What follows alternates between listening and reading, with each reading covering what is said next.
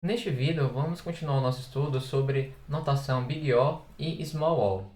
Bem, podemos nos perguntar o que significa dizer que a função de complexidade de uma máquina de Turing, que é expressa por f de n igual a O de n ao quadrado mais O de n, significa? Bem, o símbolo O, como nós vimos, representa que uma função f de n ela é limitada superiormente por uma função g de n. Então, nesse contexto apresentado, o símbolo O ele vai representar que uma constante ela foi suprimida. E, além disso, nesse cenário, uma vez que o termo O de n ao quadrado ele domina o termo O de n, então a expressão f de n ela vai ser equivalente a f de n é O de n ao quadrado.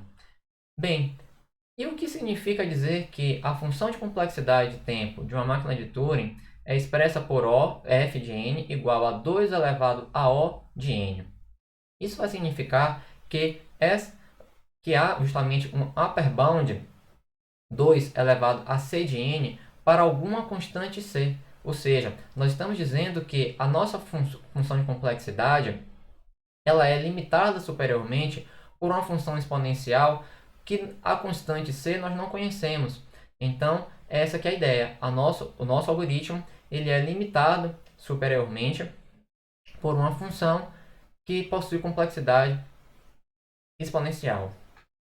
Então, com isso, nós temos dois tipos, basicamente, de limites. Nós temos limites polinomiais, que são limites na forma n elevado a um expoente c, para ser maior do que zero.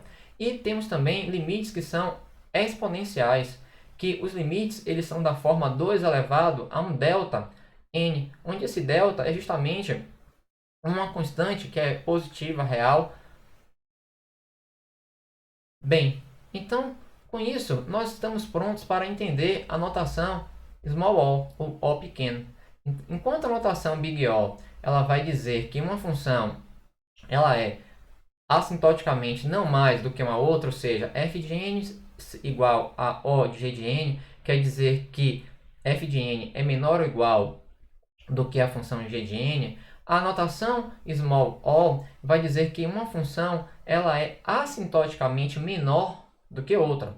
Então vamos entender. Então seja g e f funções onde o domínio é natural e o contradomínio é real positivo, nós vamos dizer que fn ela é Ozinho de g de n se esse limite for igual a zero. Então, observe que esse limite, quando n tende para infinito, nós estamos calculando a razão entre f de n, que é a função que nós estamos dizendo ser O, e g de n, a função que limita. Então, observe que se n for para infinito, então vamos entender. Para isso daqui dar zero, quer dizer o quê? Quer dizer que g de n ele cresce muito mais rapidamente do que f de n. Então, esse valor, à medida que n aumenta, vai se tornando próximo de zero.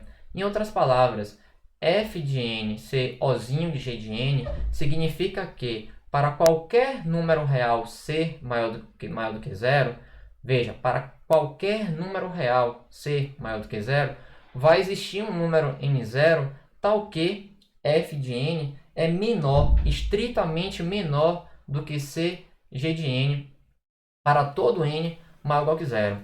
Então, qual a diferença dessa definição para a definição de O? Podemos entender isso como um jogo contra o seu adversário. O seu adversário ele vai escolher um número real ser maior que zero.